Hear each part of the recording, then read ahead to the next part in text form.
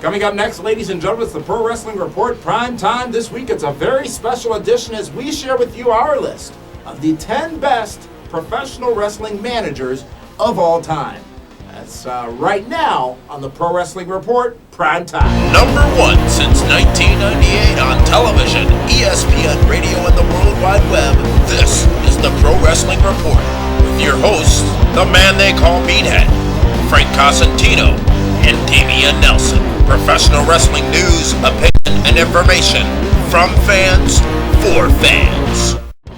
Welcome, ladies and gentlemen, to the Pro Wrestling Report Prime Time. It's Friday, November 5th. Nope, November 6th, 2009. Is it the 6th? Today's the 6th. Oh, I thought it was the 7th. No, that's tomorrow. See, if Meathead was here, we know what day it was. Damian Nelson sitting alongside David Octavius Hero. And we've got a special edition of the Pro Wrestling Report for you this week. We've had a lot of discussion about it over the course of the last few weeks. And now we're going to pick the 10 best wrestling managers of all time. All time? All time.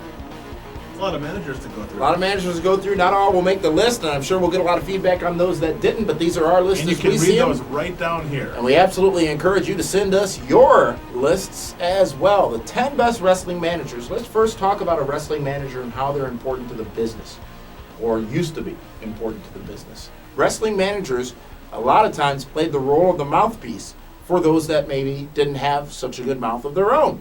And we've seen so many talents get elevated and escalated based off of their managers. Think of an Undertaker without Paul Bearer. Hardy Boys without Michael P.S. Hayes. No. There are some not so good examples as well. But that is the art of the wrestling manager. They are there to put the talent over.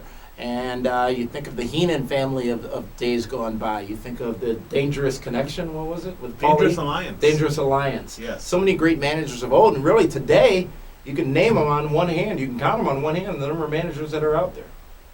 Hell, you may not even need your thumb. No. Yeah. There's, what, 2?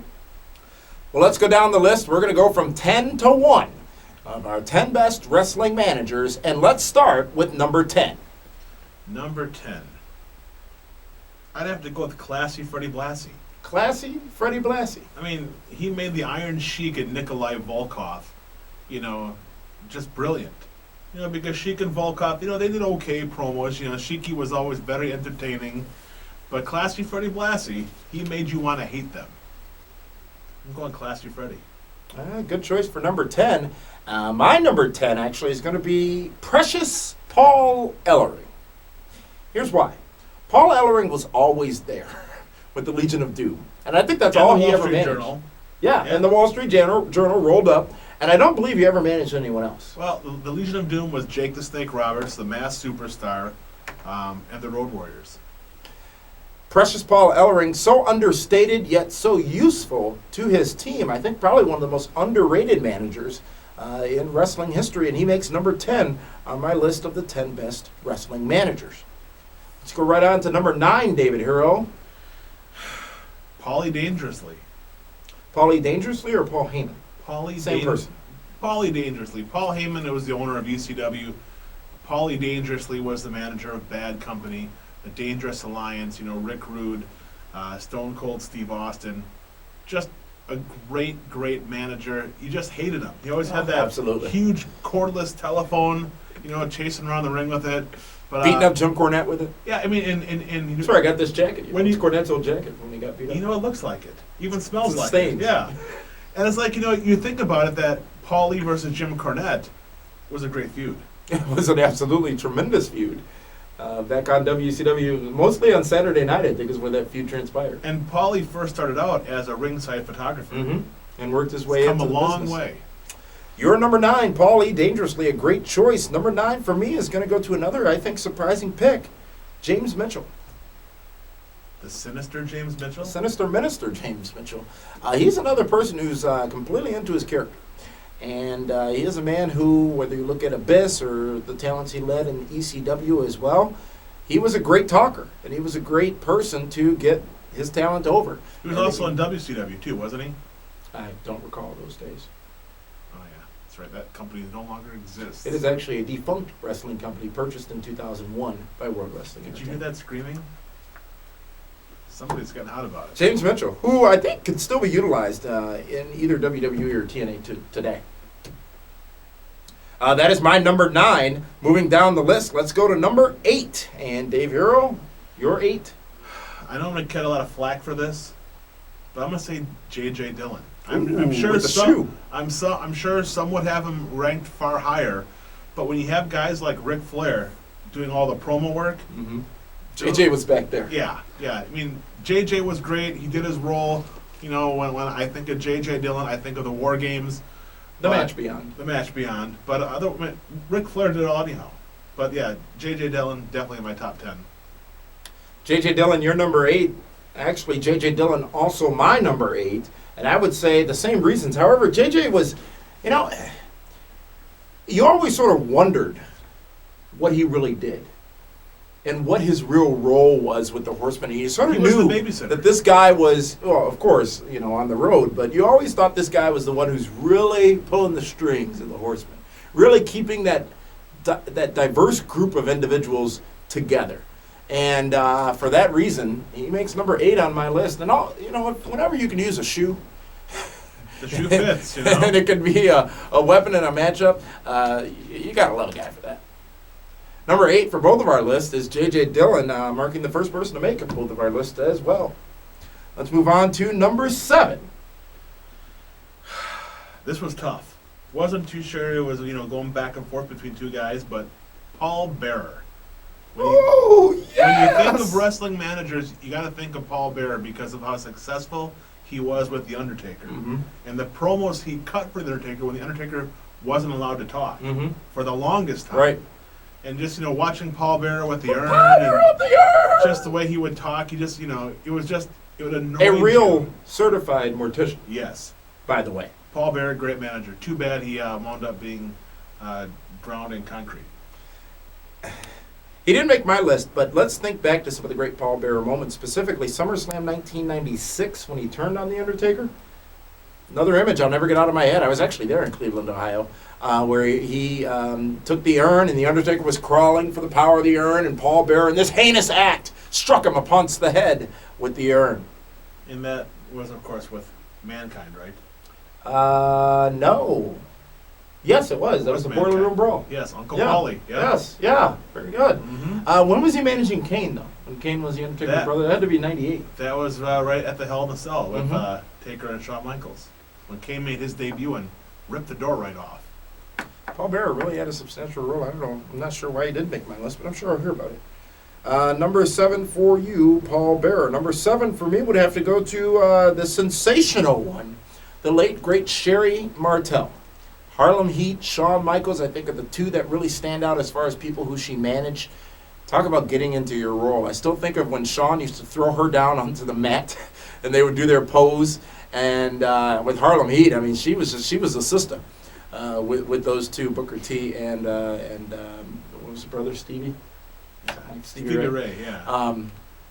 His commentary days almost make me forget about it. That's why I said that. But Sherry Martel was a great wrestling manager, and she was crazy. She's the borderline boys were always psychotic. concerned when they saw that it was like Shawn Michaels and Sherry against them. They dreaded it because they knew that once they're outside with Sherry, it's fair game, and she was going to tear them up. Yeah, absolutely. Pull no punches. Ken Anderson had a great story about working with Sherry, where he said that he was thrown outside. It was Ken Anderson and Lenny Lane, and Sherry was managing Lenny Lane. They threw Kenny out there, and before the match, Lenny told Sherry, "Don't slap Ken in the face because he has a glass eye." And the next time it happens, all untrue. Because when she laid in that the last time the eye popped out. So Sherry's all, she's like, "Oh yeah, I know. Don't worry, I won't do it." Throws Kenny outside the ring. And all of a sudden, Lenny looks, and there's Sherry winding up the slap. And Ken says she looked up at her and goes, glass eye, and stopped her right there. But yeah, I mean, people were afraid to get, into the ring with Sherry Martel because they knew it was going to be a long night. How about her fight with Luna Vachon? I think it was at WrestleMania 9. They had an all-out brawl outside the ring. Those two are crazy. Who is crazier? Luna, hands down. Love her to death, but... since you're on, check out YouTube, Eric Sims versus Luna Vachon. Wow. she laid into him. That is number 7 for me, Sherry Martel. Let's go now to number 6 as we go through the 10 best wrestling managers of all time. Number 6 for me is Mr. Fuji. Oh, yes, indeed. You know, leads Demolition, leads Powers of Pain. Here comes the axe. Don't forget Yokozuna. I was going to say, and Yokozuna. How can you, I mean, that made his career, was working with Yokozuna. Really? World champion. When you manage the world champion. Yeah, but he had the World Tag Team Champions when it mattered for the longest of time. Right, but you know, but when he was with Yokozuna, it was a different Mr. Fuji. Well, it was the gown. You know, it was the gown. You know. Well, and also, I mean, Jim Cornette, the English interpreter. Well, and Fuji never really spoke, though. And when he did, you didn't want to listen. but he led his charges to championships. That is true. With the exception of the Powers of Pain, everyone he managed won gold. Isn't that what it's about? That is what it's In about. football and baseball, it's about the ring. But he's the only one on your list that hasn't really been a talker. And that's fine. It's your list. It is my list.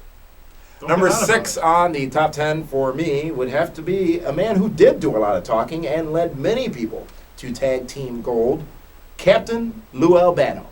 A man who was at 3 Intercontinental Championships and over 20 tag team champions he managed, including being a wrestler himself, a man who obviously recently departed from this land. Captain Lou Albano is just probably going to be remembered as one of those top standout managers ever to perform in the business. And, you know, the great moments of Captain Lou, the rubber bands and just the wildness that he had when he came down to the ring, and anything he did in the business just made him a great wrestling manager, making him number 6 on my list. Let's go down the list now of the 5 we've picked so far. The bottom 5 of the top 10 wrestling managers of all time. If you're Dave Hero, it goes this way. Classy Freddie Blassie, Paul E. Dangerously, J.J. Dillon. What does the J.J. stand for? Jimmy John's. Jimmy He was John's? so fast. Did he start the you'd sub freak. shop? Oh yeah, he's part owner. It's on Wikipedia. It's gotta Do be you know what true. LL Cool J stands for? Ladies love Cool J? Why do you know that? Because I'm cultured. And I'm khaki. Paul Bearer and Mr. Fuji rounding out the bottom 5 of David Hero's list and my list so far. Precious Paul Ellering, James Mitchell, J.J. Dillon, Sherry Martel, and Captain Louis Albano. Now let's go to the top 5 and number 5 for you, Dave. The mouth of the South, Jimmy Hart. Megaphone and all. Everything. I mean, if you think about it, who didn't Jimmy Hart manage? You know, I mean, he had half the Dangerous roster. Danny Davis. He had Danny Davis. He had Honky Tonk. He had Valentine. He had The Hearts. the Hart Foundation. He managed King Kong Bundy at WrestleMania 2. I'm sure I'm missing somebody. You know, keep in mind he managed the Mega Maniacs. He managed. Did you mention Adrian Adonis? Adrian Adonis? Yeah. Hogan and Beefcake together. The Rougeau brothers. Dino Bravo. I The mean, bench press. yeah, I mean, Saturday Night's Main Event. Jimmy Hart was, you know, he was a great talent. He is a great talent. I mean, for someone that never really, He's a gentry. he is a gentry. And let's not forget how influential he was with the whole Andy Kaufman angle. Absolutely. The battles he had with Jerry Lawler, you know, they're historical. Mm-hmm. Excellent. Number 5 for you. Number 5 for me is going to be your number 10, Classy Freddie Blassie. He was flash and glitter before flash and glitter were popular. He was almost just like Jesse the Body Ventura, where some would say a little too soon, too early for their time. Classy Freddie Blassie, a man who managed many people to the championship gold and was, hell, he had a lot of talents that he managed, by the way, in the 70s and early 80s in WWE, and obviously he's no longer with us, but I think he may have set the bar as it pertains to wrestling managers for quite some time in the business. One of the greats, all-time greats, Hall of Famer. Let's go now to number 4, and Dave Hero, your 4. You know, this one was kind of tough. But Getting into the top 5 here, Top it's 5. got to be very difficult to whittle them not that down. this person won a lot of champions or managed a lot of wrestlers, but it's one that kind of took managing into a different direction. The lovely Miss Elizabeth. The First Lady. The First Lady of Wrestling, managed the Macho Man to Intercontinental World Heavyweight title. And not that she was a great manager, because we all know she didn't do a whole lot of managing, Not until WrestleMania 7. but she really ushered in the diva. You know, from then, you know, you had other great wrestling managers. You know, you can think of Melina, You can think of Medusa when she managed in the AWA and in WCW, just how she helped transcend from fabulous Moolah and Mae Young to Miss Elizabeth. And she played such an integral role in so many storylines, whether it be that with Georgie Animal Steel, when he wanted nothing but Elizabeth, the Mega Powers exploding here in Milwaukee's Bradley Center when she got knocked down. Who could forget the striptease at SummerSlam? I'm sorry? Mega Powers versus Mega Bucks. Oh, yes. Yes. I mean, that was yes. are you kidding me? Yes, indeed. That was way before Stacey Carter, Miss Kitty, Well, ever thought about getting on pay-per-view. And that's why it was shocking. She had the red and yellow yes. outfit, and she got up there and did. Was it Jesse on commentary? I think Jesse was the referee. Oh, yes. Yes. Yes. Yes, he was. I still think times. about the day I really started liking Miss Elizabeth. It was WrestleMania 7. When she had been on the outs for a while. It was what led to Match Made in Heaven, Match Made in Hell, SummerSlam, where she came down and attacked Sherry, I believe it was actually, when Macho Man had wrestled the Ultimate Warrior. I think it was in a retirement match. Yeah. And Sherry was taking some liberties with. She was back to Sherry. She did a frog splash on the Macho Man. Sherry was not afraid to took mix those it up. shoes off, and she just got in there and did her thing. But Miss Elizabeth came in and saved the day, and it's so unrealistic, but it was so great because you had never seen Elizabeth become physical in any situation, and she did it. And God knows that Sherry would have pounded her to Kingdom Come. Right. But yeah, I have Miss Elizabeth. All right, excellent choice for you. Let's go down to my number 4, and it's going to be Paul E. Dangerously / Paul Heyman. And I would say, again, it became evident how great a manager he was when he managed Brock Lesnar in WWE. Without Paul Heyman, Brock Lesnar would not have gone anywhere. Yes, I did say that. Without Paul Heyman, Brock Lesnar would not have gone anywhere because Paul Heyman perfectly put Lesnar in the top echelon of WWE talents. He had credibility right away with being with Paul Heyman, and Paul Heyman is just so obnoxious that you had to hate whoever he represented, and I think that worked perfectly for Brock Lesnar. And let's not forget either, those two traveled together. Mm-hmm. So Brock Lesnar was like a sponge. Everything Paul Heyman told him, he just took it all in. And Brock Lesnar is one of the first ones to tell you that Paul Heyman helped him with his career. That's my number 4, Paul E. Dangerously / Paul Heyman. Dave Hero, let's go to your number 3. The King of Dairy Queen, Jim Cornette. I mean, when he managed the Midnight Express, all different incarnations of him, he just had he was great. I mean, he was great on the mic. He could cut amazing promos, and he wasn't afraid to take a bump. I mean, the time he fell off the scaffold, Broke both his knees. and Big Boss Man didn't catch him. Yeah. Broke both his knees. It's like he was the guy that lived it. Eat wrestling, Still breathe does. wrestling, sleep. Yeah, just a Currently great with Ring of Honor. talent, and his promos were amazing. Just a great manager. Very good. Number 3 pick for you. Number 3 for me would have to be Jimmy Hart, the Mouth of the South. Not just because of the megaphone, but really because of the jackets. The airbrush jackets. Get a new one for every event. He has lots of jackets, doesn't he? Did he manage the Rougeaus as well? Yes. Did he sing the song or did they sing their song? I don't remember. I'll have to ask Meathead, because he knows all the lyrics to all the songs. Jimmy Hart, the Mouth of the South, number 3. He's been on this very program. He's the one who told me never trust a midget. That was Jimmy, wasn't it? It was Jimmy, yes. Now, there are only 2 names remaining on this top 10 wrestling managers of all time list. And Dave Hero, let's hear who is second to best, in your opinion. Captain Lou Albano. Like I've said before, he's the guy that, along with Hulk Hogan and Roddy Piper, ushered in the rock and wrestling era. Rock and wrestling connection. Girls just want to have fun. I mean, he was so influential in bringing in Cyndi Lauper, working with her. I mean, it was just great. It was just a great time for wrestling, and he was a big part of it. He was part of the cartoon. He had the action figures. He was, you name it. It always seemed like in the early '80s when the Rock and Wrestling Connection started, Captain Lou was always in the middle of something. Mm-hmm. The war,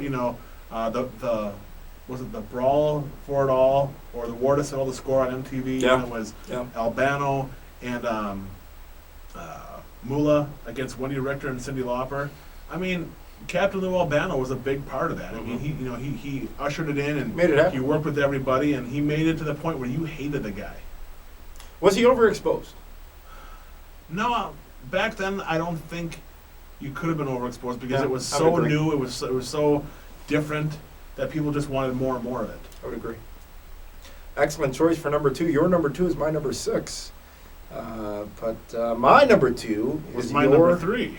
No, it's actually, yes, it is your number 3. Yes. You talk about Dairy Queen, and that's a video that... YouTube it, guys. It's on there. It's on the Pro Wrestling Report website, too, in our favorite video section. He cut a promo on this girl in the Dairy Queen drive-thru, the likes of which you will never, ever It's see. legendary. He gets out of the car, crawls in the window, and starts talking to this girl about that, having not made the food because of the order. But anyways, James E. Cornette.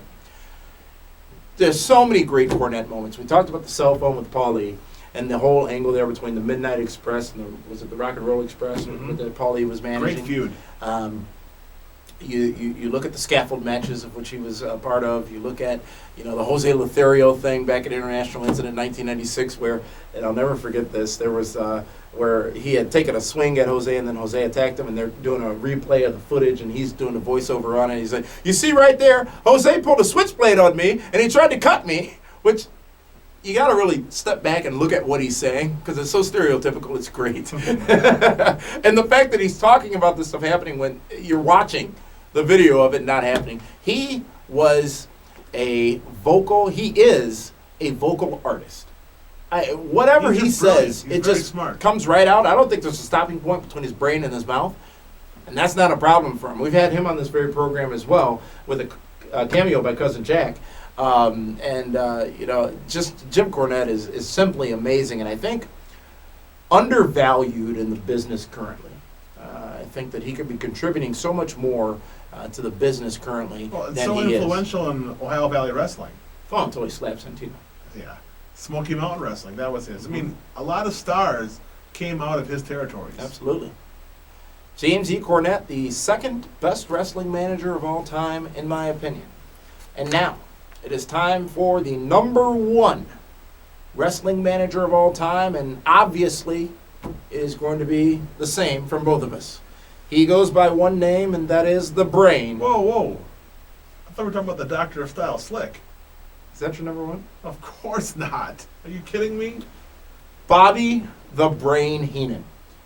Whether you talk about the way he was able to speak, you talk about the way he was able to bump, you talk about the people he managed, any way you slice it, Bobby Heenan, by and far, the greatest professional wrestling manager of all time. What made Bobby so good is that he was a wrestler first. Mm-hmm. So he knew where he had to In the be in the AWA, I ring. believe. Well, and before that, he worked with Dick the Bruiser At in the Marigold Indianapolis. in Chicago as well. Yeah. A couple shows there. He's been all over. I mean, if you get a chance, read Bobby the Brain's book, Mm-hmm. his biography. It's amazing. It's so good, and just talks about how he started working with Dick the Bruiser, and then he went down by Harley Race and Sam Munchnick and all the other different promoters. Just how he paid his dues, but how he always felt that he had to be like the wrestler, but as the manager.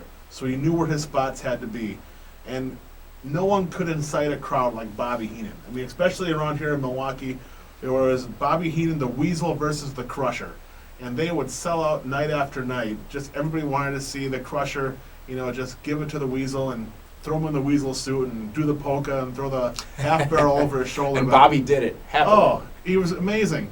But the thing about Bobby Heenan is that whenever Hulk Hogan had a big feud, it was Bobby Heenan's guy he was managing. Yeah. Good Paul point. Orndorff, Big John Studd, Andre the Giant, King Kong Bundy, Yeah. Hercules, Haku, Mhm. Harley Race. He had them all. Who's a better speaker? Jim Cornette or Bobby Heenan? I think Bobby Heenan is funnier. No one can Yeah. match wits with Bobby Heenan. But as far as going on a rant, Boy, can Tito's sister really belt one out. but as far as a rant, my money's on Jim Cornette. Yeah, I would agree with that.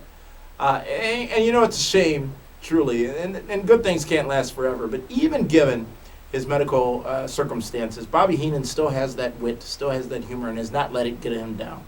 And the chances that you've had to see him, you still see that. And he knows he's got a speech impediment now due to the surgeries from the cancer.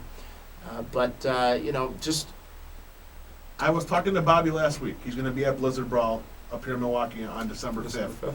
And we're talking about different things he's going to bring to sell, and we're talking about the books and the pictures and maybe some of the sequin jackets. And I'm like, yeah, what do you want to get for this? And out of the blue, he goes, how much can I get for my wife? He just still has it, just constantly. Bobby's just a very smart, very bright, very quick, and wrestling misses guys like Bobby Heenan, Jim Cornette, Mr. Fuji, Jimmy Hart, guys and like that's that. not saying we need to throw back to the 80s, but it's simply saying that they bring something to the business from an entertainment value and a pure wrestling value that is missing. Well, here's the thing. If wrestling managers were not important and well thought of, the Legends of WrestleMania video game came out. Jimmy Hart, Mr. Fuji, Paul Bearer, and Bobby Heenan. Obviously, they were a very important part of the growth and birth of wrestling. Bobby Heenan's greatest managing moment, in your opinion?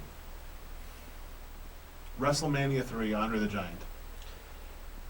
I would tend to agree. We don't even talk about this stuff before the show, guys. I would tend to agree, especially the image of him when they were leaving the arena, where he's got his jacket in his hand and his head on the rope in the little golf cart that they had, just defeated. Just defeated. And, I mean, he knew what he was selling, and he knew who was buying it. He was just excellent in what he did.